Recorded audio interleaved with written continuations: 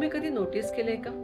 काही लोक हजारो लोकांसमोर अगदी कॉन्फिडेंटली बोलतात आणि काही लोकांकडे नॉलेज, टॅलेंट आणि चांगले विचार असूनही 2 वाक्य बोलताना घाबरतात. अगदी हात थरथरतात, आवाज अडकल्यासारखं वाटतो आणि कधी कधी माइंड पूर्ण ब्लँक होतं. जर तुमच्यासोबतही असं होत असेल तर सर्वात आधी एक गोष्ट लक्षात ठेवा, तुम्ही एकटे नाही आहात. पब्लिक स्पीकिंगची भीती ही जगातील सर्वात कॉमन भीतीपैकी एक आहे.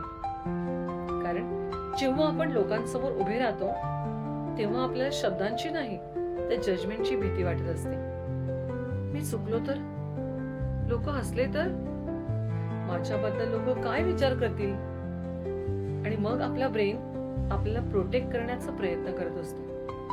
म्हणूनच हृदय वेगानं धडधडू लागतं, हात थरथरू लागतात आणि आवाज बदलतो. पण इंटरेस्टिंग गोष्ट माहिती आहे का? आज जगातील प्रभावी कम्युनिकेटर्स पैकी एक मानले जाणारे वॉरेन बफेट सुद्धा एकीकडे पब्लिक स्पीकिंगला खूप घाबरायचे. इतके की त्यांनी स्पीकिंग कोर्ससाठी पैसे भरले, पण त्याची भीती इतकी होती की त्या भीतीमुळे ते क्लासलाच जाण्याचं त्यांनी टाळलं. कल्पना करा बरं. आज लाखो लोकांसमोर बोलणारा हा माणूस कधी काही लोकांसमोर बोलायलाही घाबरत होता. पण त्याने एक निर्णय घेतला, भीती संपण्याची वाट पाहायची नाही, तर भीती असूनही सराव करायचा. आणि हळूहळू त्याच भीतीचं कॉन्फिडन्स मध्ये रूपांतर झालं. यातून एक महत्वाची गोष्ट शिकायला मिळते. कॉन्फिडन्स आल्यावर आपण बोलत नाही, आपण बोलायला सुरुवात करतो म्हणून कॉन्फिडन्स येतो. इतिहासातील आणखीन एक सुंदर उदाहरण सांगते, ते म्हणजे डेमोस्थेनेस यांचं. लहानपणी ते बोलताना अडखळायचे, बोबडे बोलायचे, लोक त्यांची चेष्टा करायचे, खूप हसायचे. अनेक जण अशा परिस्थितीत गप्प बसले असते, पण त्यांनी स्वतःबद्दल तसं करणं निवडलं नाही. दिवसागणिक त्यांनी सराव केला, पुन्हा पुन्हा बोलण्याचा प्रयत्न केला आणि पुढे त्याच व्यक्तीचं नाव इतिहासातील महान वक्त्यांमध्ये घेतलं जाऊ लागलं.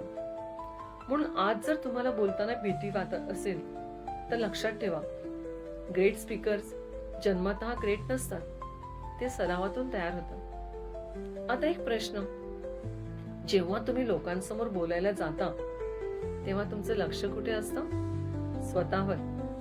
माझा आवाज कसा वाटतोय? मी चुकणार तर नाही ना?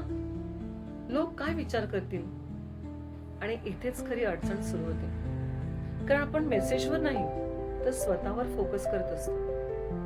ओफ्रा विन्फ्रे यांचं याबद्दल एक सुंदर ऑब्झर्वेशन आहे. त्या सांगतात, फिअर नसणं म्हणजे कॉन्फिडन्स नाही, फिअर असूनही पुढे जाणं म्हणजे कॉन्फिडन्स.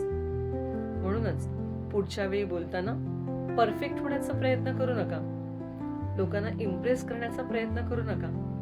फक्त तुमचा मेसेज प्रामाणिकपणे पोहोचवण्याचा प्रयत्न करा. कारण लोक परफेक्ट स्पीच लक्षात ठेवत नाही, पण तुमच्या बोलण्यानं त्यांना कसं फील झालं हे लक्षात ठेवतात. आता पाहूया पब्लिक स्पीकिंगची भीती कमी करण्यासाठी 3 छोट्या गोष्टी.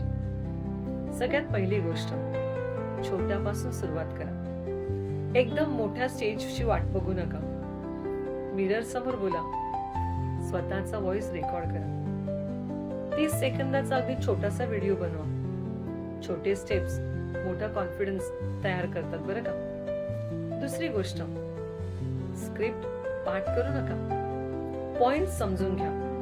कारण एक शब्द विसरला की पॅनिक सुरू होतो. आणि तिसरी गोष्ट, ऍक्शन घ्या. कारण कॉन्फिडन्स हा विचार करून मिळत नाही, तो अनुभवातून तयार होत असतो. आणि शेवटी पब्लिक स्पीकिंग म्हणजे भीती संपणं नाही, भीती असूनही स्वतःचा आवाज वापरणं आहे. पहिल्यांदा आवाज थरथरेल, दुसऱ्यांदा थोडा कमी थरथरेल, तिसऱ्यांदा अजून कमी. पण जर तुम्ही बोललातच नाही तर कॉन्फिडन्स कधीच तयार होणार नाही. म्हणून पुढच्या वेळी संधी मिळाली तर भीतीकडे बघू नका. एक वाक्य बोला, मग अजून एक, आणि हळूहळू तुम्हाला कळेल की तुम्ही जितके समजत होतात त्यापेक्षा खूप जास्त सक्षम आहात. धन्यवाद.